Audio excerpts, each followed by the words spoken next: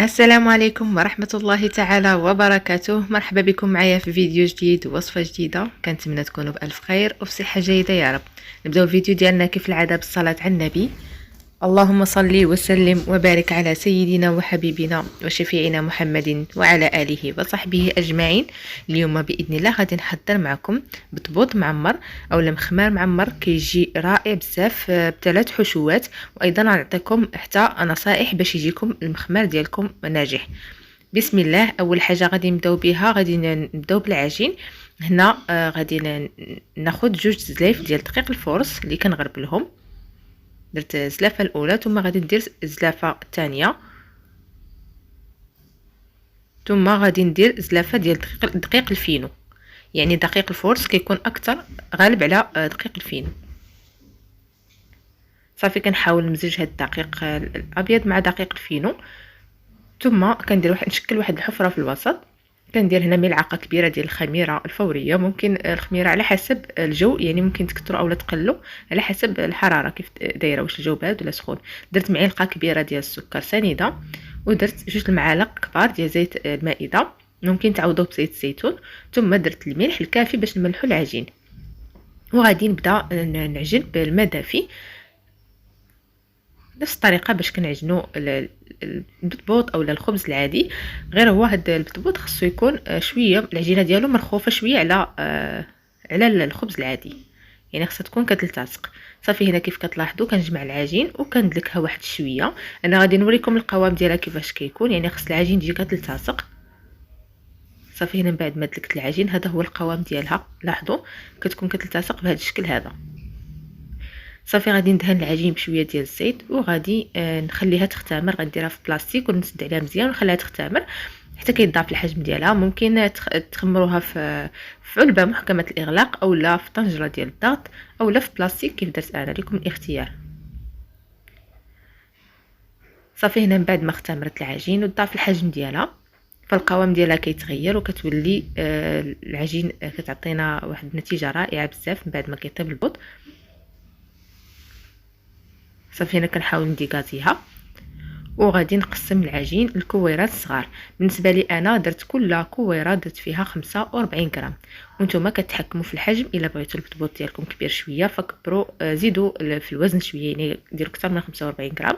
بغيتوهم صغار اكثر من هكا فديروا اقل من 45 غرام، يعني الحجم ديال البطبوط نتوما اللي كتحكموا فيه. فانا درت الحجم ديالو متوسط، ما درتوش صغير بزاف. صافي وكنحاول نشكل هكذا العجين ديال الكويرات بحيث ان الكويرات يكونوا مقادين باش منين نقرصوا البطبوط كيجي الدائره ديالو مقاده. صافي من بعد ما كملت التشكيل ديال الكويرات غادي نستفهم هكذا في قصريه ولا في شي اناء ولا في شي بلاطو. المهم هكذا نرشوا تحت منهم شويه ديال الدقيق باش ما كيلتصقوش في سطح العمل. فانا خرج لي كميه كبيره ما شاء الله. صافي كنستفهم هكذا وغادي نبدا مباشره كنقرص فيهم. كنجيب اول وحده شكلت هي اللي كنبدا بها، وكنستعن بشويه ديال دقيق الفورس مخلط مع دقيق الفينو. يعني كنخلط دقيق الفورس والفينو بجوجهم باش كنبسط العجين اولا باش كنقرصها. ممكن تكتفيو فقط بدقيق الفينو اللي هو دقيق القمح الصلب، وما تكثرش الدقيق بزاف بطبيعه الحال، يعني غير شويه باش ما تلتصقش لينا العجين في سطح العمل. صافي هنا بعد ما شكلت العجين كامله غادي نبدا نطيب فيها مباشره، لان درت كميه كبيره، يعني ما غادي نجي نكمل هكا التقراص ديالهم حتى كيبدا كتبدا العجين راه كتختمر شويه. يعني ما نخليوهاش تختمر بزاف، لان الا اختمرت ما كيجيناش البطبوط ديالنا. الا اختمرت بزاف ما كيجيش البطبوط ناجح، ما كيتنتفخش. هنا بديت معكم الطياب، يعني كيف كتلاحظوا خليت المقلاص حتى سخنات وكنرمي البطبوطه. الطريقه ديال الطهي مهمه جدا باش البطبوط ديالكم كيجيكم منفوخ ومحلول. مباشره ما كنرميو البطبوط، يعني كتكون هكذا عجينه، يعني كتبان لنا العجين هكذا بدات كتنتفخ شويه، يعني بحال بدا كيضاف الحجم ديالها. صافي كنقلبوها على الوجه الثاني وكنستمروا في التقليب ديالها عده مرات، وحنا كنقلبوا فيها وحنا كندوروا فيها على الجهات كاملين بهذا الشكل هذا حتى كتبدا كتنتفخ. يعني الا استمرنا في التقليب ديال البطبوط بهذا الشكل فكينتفخ وكيتحل من الداخل. يعني هذا من بين الاسباب باش البطبوط ديالنا كيجينا ناجح وكيجي مهوي من الداخل ومنتفخ. يعني ضروري من هذه المساله هذه تستمروا في التقليب وما تخليوش كيطيب على وجه واحد. هنا نوريكم واحده اخرى من بعد ما رميتها وغير هكذا بدات كتطلع واحد شويه صافي قلبتها صافي، وكنستمر في التقليب بهذا الشكل هذا، وحنا كنقلبوا فيها وهي كتنتفخ ما شاء الله وكيتشكل فيها الهواء. يعني ومساله اخرى، الى البطبوط ديالكم اختمر اكثر من القياس، يعني خليته يخمر بزاف، فغادي ما غاديش ينتفخ لكم، يعني خصو ما يخمرش بزاف عاود. وبالنسبه للنار فالنار متوسطه والمقله سخونه بطبيعه الحال. فكنستمر على هذه الكيفيه هذه وكنحمرهم حتى من الجوانب حتى غادي نكمل الكميه كامله. وهذا هو البطبوط ديالنا من بعد ما كملته. فماشي هاد الكميه هي اللي خرجت لي كميه كبيره بزاف، فانا باقي ما كملتش الطهي. هنا وريتكم الكميه او هاد الكميه هذه على ما نكمل الطهي. شوفوا ما شاء الله كيفاش كيجي مهوي من الداخل ومحلول. انا نحل معكم حبه باش تشوفوا كيفاش كيجي ما شاء الله من الداخل. يعني تبعوا النصائح اللي عطيتكم سواء في الطهي سواء بالنسبه للعجين، وكونوا متاكدين ان البطبوط ديالكم اولا المخمار غادي يجيكم بهذه النتيجه هذه. يعني استمروا في التقليب ديالو، ما تخليوش يطيب على وجه واحد، يعني هذه المساله مهمه، ما تخليوش كيتحمر على وجه واحد عاد تقلبوها، لا استمروا في التقليب ديالها. واخا تبان لكم مازال ما تحمرش بقاو تقلبوا فيها تقلبوا حتى كطيب على الجهتين بجوج وكتنتفخ، وما تخليوهاش تختمر فوق القياس. دابا غادي نمروا لاول حشوه. بالنسبه لاول حشوه عندنا هنا لاداند اللي مقطع هكذا شرائح، ضفت عليه شويه ديال لا موطارد اولا الخردل، وغادي نعصر عليه هكذا نصف حامضه. نحاول نزول هذاك العظومه ديال الحامض اللي طاحوا. غادي نضيف ايضا ثوم محكوك، جوج الفصوص، غادي نضيف القزبر يابس مطحون، الكمون، وغادي نضيف شويه ديال الخرقوم ما تكثرش بزاف، شويه ديال الابزار، وشويه ديال السكينجبير غير راس معلقه ما تكثرش السكينجبير بزاف، وغادي نضيف التحميره اولا البابريكا. ثم غادي نضيف هنايا نصف علبه ديال الياغورت الطبيعي بدون سكر،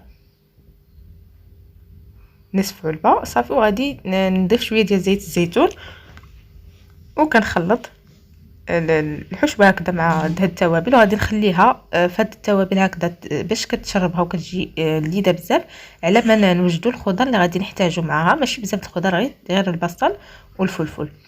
هنا ضفت شويه ديال الملح، يعني ما تنساوش الملح، درت غير كميه قليله لان لا موطارد هكذا هو الحامض كيعطيونا ديك الحموضه في اللدان ديالنا. صافي هنا بالنسبه للمكونات الثانيين غنحتاج شويه ديال البصل هكذا مقطع رقيق، وعندي فلفله مقطعه هكذا شرائح، ضفت عليها شويه ديال زيت المائده وشويه ديال الملح. صافي غادي نديرهم على النار حتى كيبداو كينزلوا كيدبالوا واحد شويه بهذا الشكل هذا، غير كيبداو كينزلوا ماشي كيطيبوا كاع، يعني غير هكذا نص طيبه. وغادي نضيف عليهم لادات. وبالنسبه للتوابل ما درناش شي حاجه في التوابل، يعني لان لادند فيه التوابل كاملين، والملح اللي ضفناه شويه مع ديك البصله والفلفله ماشي بزاف غير شويه، كنأكد لان درنا شويه ديال الملح في لادند. يعني ديروا الملح عينكم ميزانكم، ما تكثروش بزاف، وخذوا بعين الاعتبار ان لا موطارد راه مالح. صافي هنا كنحاول نصوتي هاد لادند مع هاد الخضيره هذه مع هاد البصله والفلفله. كنديو نجيبو هكذا على نار تكون متوسطه حتى كيبان لي ان لادان طاب، وديك الصلصه هكذا كتولي بهذا الشكل هذا، يعني داك الياغورت كيولي عندنا بحال شكل صلصه وما فيهاش الماء نهائيا بهذا الشكل. صافي غادي نطفي عليه النار وغادي نزولو. يعني دابا الحشوه الاولى راه واجده، غنمروا مباشره للحشوه الثانيه. عندنا هنا البصله مقطعه هكذا رقيقه، عندي البصله خضاريه، ضفت عليها شويه ديال زيت المائده، غنضيف شويه ديال الملح، ثم غادي نمزج هاد المكونات هادو، غادي نديرها على النار باش تبدا تدبال، ونمروا باش نشوفوا المكون اللي غنحتاجو معاها. هنا عندي الكبده ديال الدجاج اللي سلقتها مع شويه ديال الحامض وشويه ديال ورق الرند. صافي من بعد ما كتسلق نص سلقه صفيتها وقطعتها. هنايا عصرت عليها نص حامضه، كنحاول نحيد هاد العظومه اللي طاحوا ديال العصير ديال الحامض. صافي غنضيف التوابل، ضفت القزبر يابس مطحون، شويه ديال السكينجبير غير قليل جدا، شويه ديال الخرقوم، شويه ديال التحميره، وشويه ديال الابزار، شويه ديال الكمون، وشويه ديال الملح. ثم غادي نضيف الثوم محكوك. يعني هادو هما التوابل اللي ضفنا على الكبده. صافي هنا بعد ما نزلات البصله بهذا الشكل هذا غادي نضيف عليها هذيك الكبده بدوك التوابل اللي ضفنا ليها وداك الثوم. صافي وكنصوطيها هكذا مع هذيك البصيله راه طاغيه كطيب لان ديجا مسلوقه نص سلقه، يعني ما كتحتاجش وقت طويل. صافي كنصوطيوها هكذا حتى كيبان لي ان راه ما كاينش الماء نهائيا في الحشوه، كتكون الحشوه هكذا ناشفه وواقفه بهذا الشكل هذا. من بعد ما كنوصل لهاد المرحله صافي كنضيف هنايا شويه ديال زيت الزيتون وغادي نطفي النار. يعني مباشره ما كنضيف زيت الزيتون كنطفي النار وكيجي عندنا كتجينا الحشوه بهذا الشكل هذا، يعني كتجي ناشفه، الكبده كتجي هكذا ما فيهاش الماء نهائيا. صافي هنا ضفت عليهم شويه ديال القزبر ومعدنوس. من بعد ما زولتهم على النار ضفت القزبر ومعدنوس مقطعين باش كتبقى النسمه ديالهم بيبقى باين. غادي نمروا للحشوه الثالثه. وبالنسبه للحشوه الثالثه فغادي نحتاج نبداو بالصلصه هي الاولى. غادي نحتاجوا نصف علبه ديال الياغورت، ضفت عليها شويه ديال الخل وشويه ديال الملح، معلقه كبيره ديال زيت الزيتون، وغادي نخلط وغنضيف شويه ديال الابزار. ممكن تعوضوا الخل بالحامض لكم الاختيار، هكذا واحد القياس معلقه كبيره هكذاك. صافي غندير كيف لاحظتوا دابا درت شويه ديال الابزار وغادي نخلط. هذه هي الصلصه اللي غادي نعوضوا بها المايونيز. ممكن ديروا المايونيز مباشره لكم الاختيار. انا ضفت زلاف، خديت واحد الاناء درت فيه زلافه ديال الخيز محكوك وعصرته مزيان بداك الماء ديالو. ضفت زلافه ديال الخس مقطع، ضفت البيض مسلوق ومقطع، وضفت هكذا علبه ديال الطون اللي مصفيه من الزيت.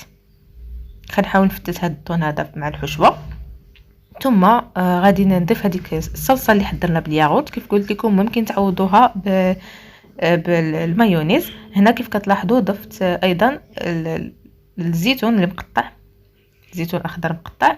صافي هذه هي الحشوه الثالثه. غادي نحاول نمزج المكونات كاملين ونبدا مباشره. دابا غادي نبدا نعمر في البطبوط ديالنا. عندي هاد ثلاثه الحشوات كاملين اللي حضرت معكم، كل حشوه مختلفه على الثانيه في المذاق وفي اللون، وكل حشوه كتجي متميزه على الثانيه. الصراحه كلهم رائعين بزاف، حتى وحده ما غادي تستغنوا عليها ان شاء الله. غادي توليو ديروهم كاملين. كاين اللي ما كتعجبوش الكبده، ولكن الا درتوها بهذه الطريقه هذه صراحه كتجي لذيذه بزاف. كتجي فيها واحد المذاق رائع جدا. غير ديروا الطريقه اللي عطيتكم، يعني سلقوها نص سلقه مع الحامض والرند، وغادي تجيكم ان شاء الله لذيذه بزاف بدوك التوابل اللي درنا فيها. صافي هنا من بعد ما عمرت البطبوط ديالي هذا هو الشكل ديالو. صراحه كيجي رائع بزاف، كيجي لذيذ. حشوات اللي ممكن تنوعوا بهم ان شاء الله في الشهر الفضيل، تنوعوا بهم هكذا المائده ديال الافطار، او ديروهم كاملين. من ألذ الحشوات اللي ممكن تعمروا بهم البطبوط. اذا احبائي هذه هي الوصفه ديالنا ديال اليوم. كنتمنى تنال الاستحسان ديالكم، كنتمنى تجربوهم، تخلوا لي الاراء ديالكم اسفل الفيديو. الا كاين اي تساؤل ممكن تخلوه اسفل الفيديو، انا ان شاء الله غادي نجاوبكم عليه. الى عجبتكم الوصفه ديال اليوم وصلوا الفيديو لاكبر عدد من اللايكات وبارطاجيو مع الاصدقاء والاحباب. كنضرب لكم موعد جديد في فيديو جديد وصفه جديده ان شاء الله. السلام عليكم ورحمه الله تعالى وبركاته.